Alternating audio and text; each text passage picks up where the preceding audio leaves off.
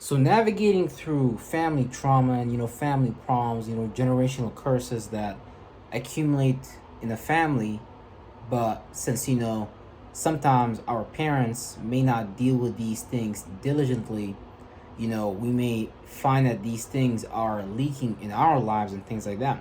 And it's not your job or my job to sit around and complain about it or blame something externally that you can't get your hands on quite yet, because really what you're trying to blame is a form that was created, that was inherited, that was hereditary, that is a familiar spirit to your family, to your geographical location.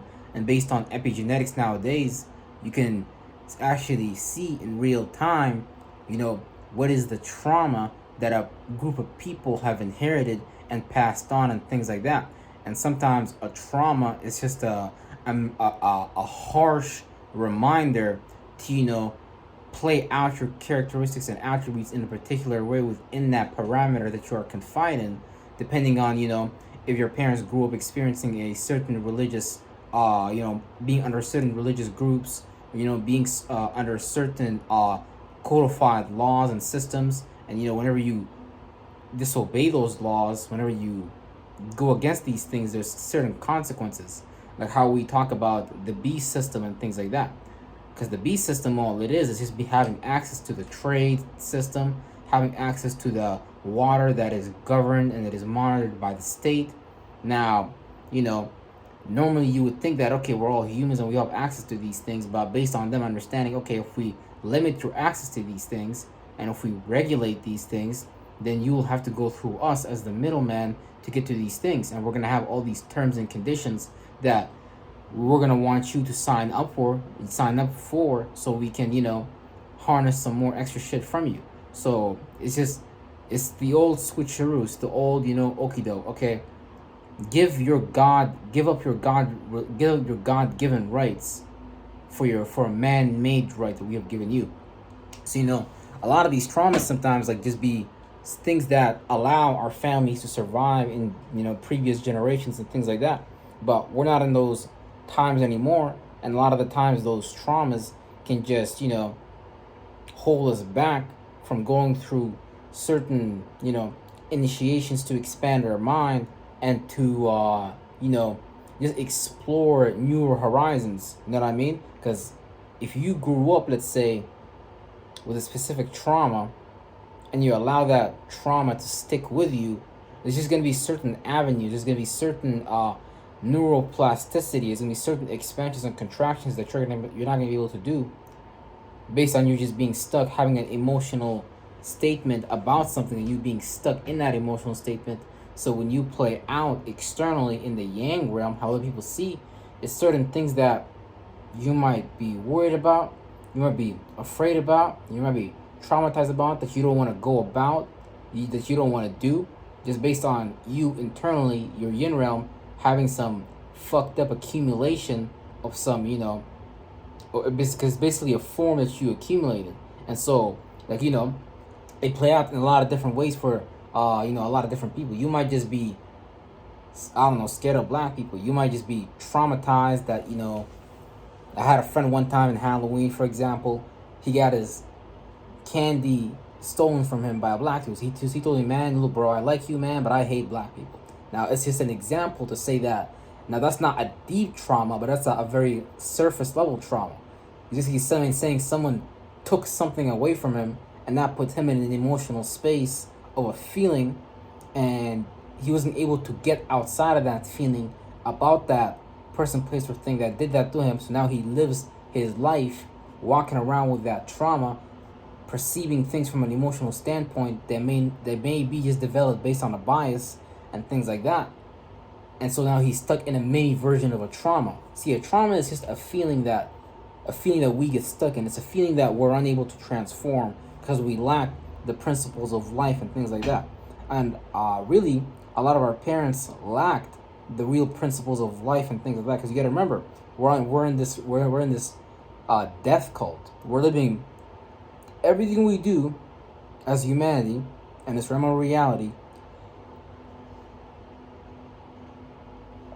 basically poisons you, basically seeks to regulate you, basically seeks to tolerate you, basically seeks to decouple certain functions from this total body of God, and the applications that you can create with your mental body. Because we create these mental technologies, these mental gadgets that allow us to experience life from our perspective, and we create all these external expressions to translate how we travel internally and things like that. So if you're stuck in a trauma, it's like there's certain mechanisms, certain mechanics, there's certain parts of the wheel that you're not going to be able to access. It's based on you being stuck in this emotional standpoint when it comes to something, and it might really hold you back from future development and things like that. And you're going to be able to see the family trauma play out, because it's going to play out through a pattern. It's gonna play out through everybody's lives, but everybody's gonna manifest it throughout with their own way. And usually it appear like it's surface level, like it appear like you're worshiping Jesus just because Jesus is Lord and Savior and blah blah blah blah. It appear like you go to the mosque 5 times a day. It appear like you're beating your kids and shit like that. But really, whatever we're giving to people as far as an experience that we're creating for them has to be first an experience that we created for ourselves, or an experience that we participated, or an experience that we created, or an experience that we was born into. Because a lot of the times, whatever environment you was born into can shape and morph your perception of reality.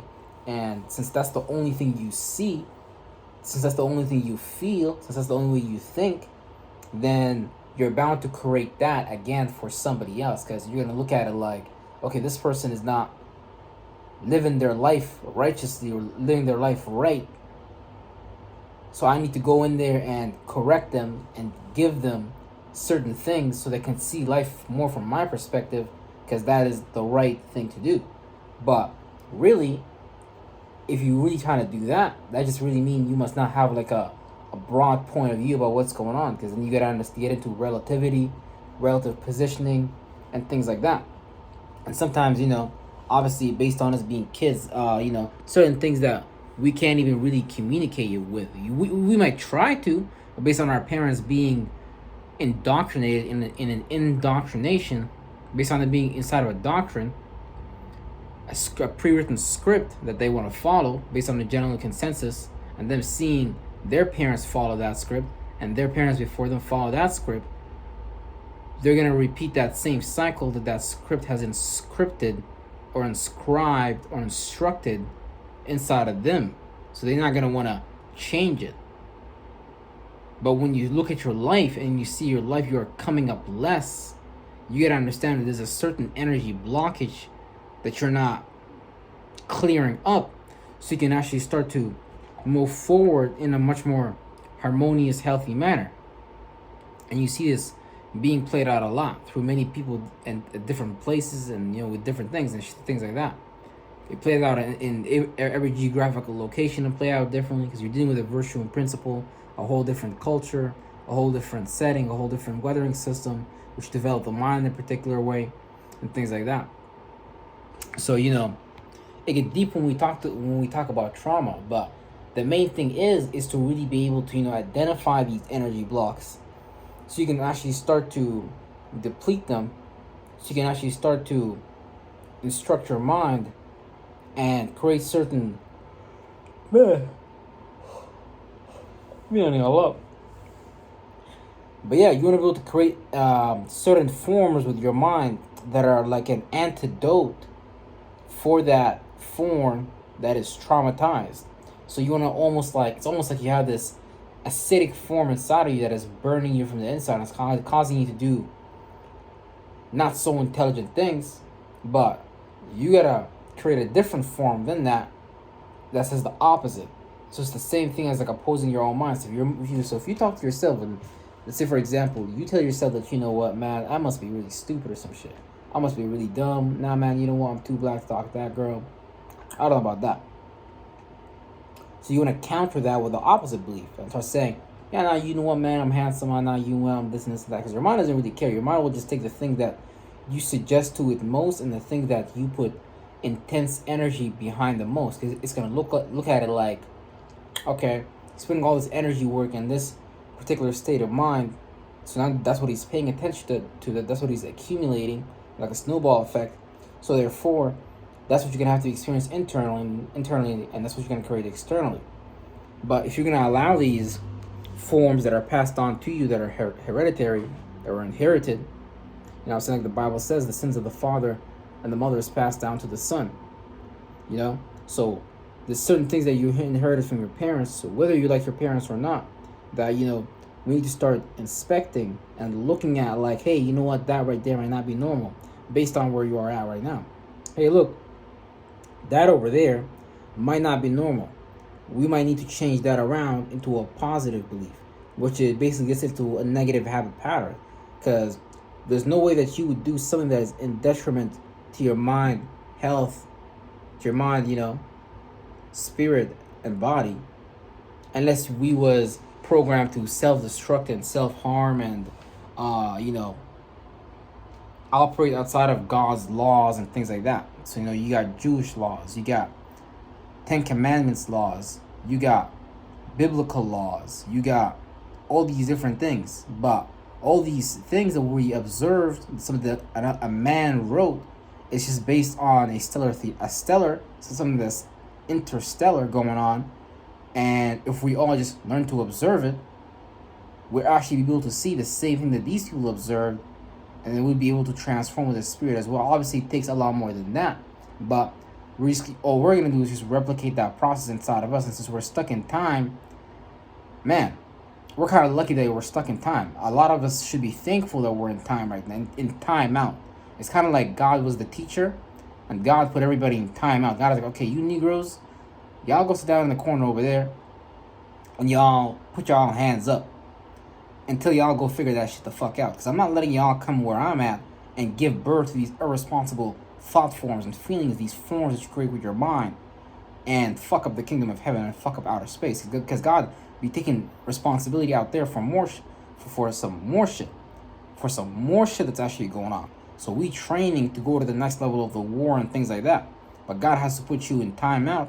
God has to put me in timeout, so we don't create these forms that are out of order, that are too chaotic, that are uncontrolled. Because you're supposed to generate the form, you're supposed to operate that form, and you're supposed to deplete that form and things that when needed. So you're supposed to be over the God over those forms. But what do we see nowadays? We see these forms, these entities that are inside of us as a deity, running most people's lives. So most of us come with allegories like, oh, the demons is after me, bro. I need God and blah, blah, blah. But these are your own demons. You need to take care of them. Your demons, they should be building the temple for you. Your internal demons and angels, they should be harmonized. They should be a middleman in between them called the narrow path. And they should be able to speak to each other. And they should not be fighting and creating these wars and things like that. Because war play out internally as well before it play out externally. Because you got to have a conflict with yourself before you have any kind of external conflict with anyone else. This is why I encourage everybody watching this video, look at your mom and dad. Look at the trauma that they go through. Look at how it plays out in your life. And then look at their grandparents and things like that, because these things are just passed on and passed on and passed on. And if we don't choose to take care of them, then I promise you, they will take care of you. And there's going to be a time where you're going to be like, well, damn, how did I end up here? Damn, why was I there at this moment of time? You know what I'm saying? So make sure y'all take care of yourselves, man. Take care of yourselves really good, because there's nobody more important at this moment of time than you. Because God needs you to take care of you. Because when you take care of you, you take care of literally everyone else. You become the walking image. You become like Jesus Christ. You have the Christ consciousness.